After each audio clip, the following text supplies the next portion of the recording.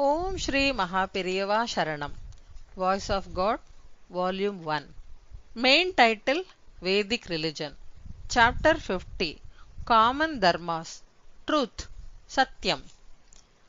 Of the general Dharmas, code of conduct, required to be followed by all people, the first is love, ahimsa. Next is truth. Satyam means the identity of the mind and speech.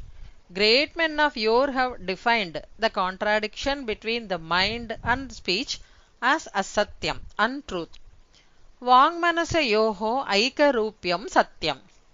God has endowed man with the power of speech only to speak out what is in the mind.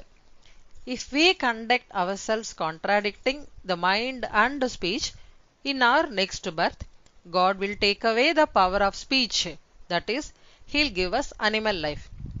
Our Shastra themselves have provided for exceptions to absolute non-violence. Exceptions to ahimsa have been indicated in the case of just war and when offering animal sacrifice at yajnas. You may think that in the case of Satyam, there cannot be any exception to it. But even for Satyam, exceptions have been provided for in a different way. I shall just explain it. In any place, there are several rogues and dishonest people. When seeing this, one's heart really burns. He goes on talking without a stop about such misdeeds, that he committed that dishonest deed, this one committed this dishonest deed. In this case, there is identity between the mind and the speech, but such talk is of no use to him or the people. It is of no use to those who indulge in misdeeds either. An identity of mind and speech like this for no purpose cannot be termed Satyam. Bad thoughts arise in a person's mind. He expresses them exactly through speech. Will that become Satyam? No. Therefore, Satyam does not mean a mere identity of mind and speech. Good thoughts arising in a good mind, when expressed, becomes Satyam. Satyam is that which produces good results. Our ancients have given a definition to Satyam. That which pleases the people and is good to them also. Satyam bhuta hitam priyam. Satyam is doing good to all beings through speech, deeds and thoughts. Whatever results in harm is asatyam only. It is not enough if one is merely told what is good. It has to be told with love and in a manner that he will accept it. Even if what is good is told in harsh words, no one will accept it. Speech that becomes thus useless cannot be Satyam. What is told should be good. It should also be told in an agreeable manner. This only is Satyam. Speak Satyam. Speak what is agreeable. If Satyam too cannot be said in an agreeable way, then do not speak that Satyam. Even if something is agreeable to hear, do not say it if it is untruth. These are the words of our great men. Satyam bruyat, priyam bruyat, na bruyat satyam apriyam, priyam cha na anritam bruyat. Such benevolent and agreeable speech will not come from a mind full of lust and anger. If speech that is Satyam and is benevolent is to come, a good mind devoid of lust and anger is the basic requirement. Thus, the definition for Satyam is that there should be identity of mind and speech, the mind should be clean, the speech should be agreeable and peaceful. To put it overall, it is what gives purity to one's mind and does good to others. If a person stands firm in Satyam, it will give an incidental benefit also, that is, a benefit of which he has no idea. If you ask me what it is, if a person is always used to speak Satyam, whatever he says will become Satyam. Such a person will never tell a lie deliberately. But if due to ignorance or by mistake he has made a wrong statement about something, the wrong thing will in practice happen as Satyam.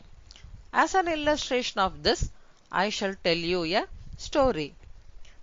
There was a great devotee of Ambal by name Abhirami Bhattar in Tirukkadavur. Whenever he was deeply engrossed in his meditation on Ambal, he was in a state of ecstasy and he used to behave like a mad person. Some people carried evil stories about this to the king Saraboji. They told the king that Abhirami Bhattar is a drunkard and he pretends to be a devotee. Saraboji wanted to verify this allegation. One day, when Saraboji came to Tirukkadavur to have darshan of Ambal, he asked Bhattar, "What is the Tithi, lunar day, today?" Bhattar was in a state totally lost. The day was Amavasya. Bhattar was deeply engrossed in the moon-like face of Ambal and was ecstatic. He answered, "Today is Paurnami, full moon day." The king thought what others had told him about Bhattar was true. He told him derisively, "Oh, is that so? Has the moon appeared in the skies? Let us see." So saying, he lifted his head. At that time, full moon actually appeared in the skies. Since Abhirami Bhattar was firmly established in Satyam, when by mistake he spoke what was not true, Ambal herself took off her tadangam, an ornament, and threw it in the skies and made it shine like a full moon. The reason why the blessings or curses uttered by great holy men come true is the power of that Satyam. Whatever they say will happen. This is an incidental benefit of being truthful.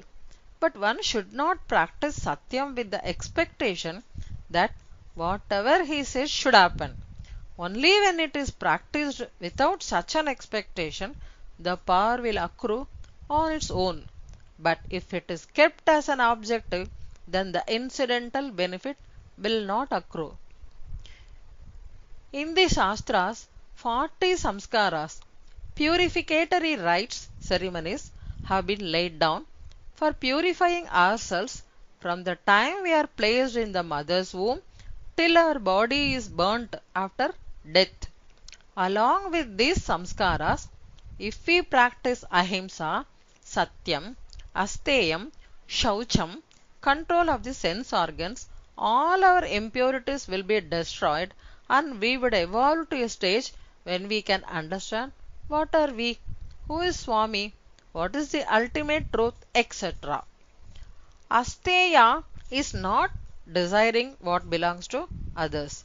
Shaucham has been derived from the word suchi, which means cleanliness. External cleanliness and observance of the right code will help to create internal purity. Taking bath and other orthodox practices will come under Shaucham. Indriya Nigraha, overcoming the power of sense organs, is very important.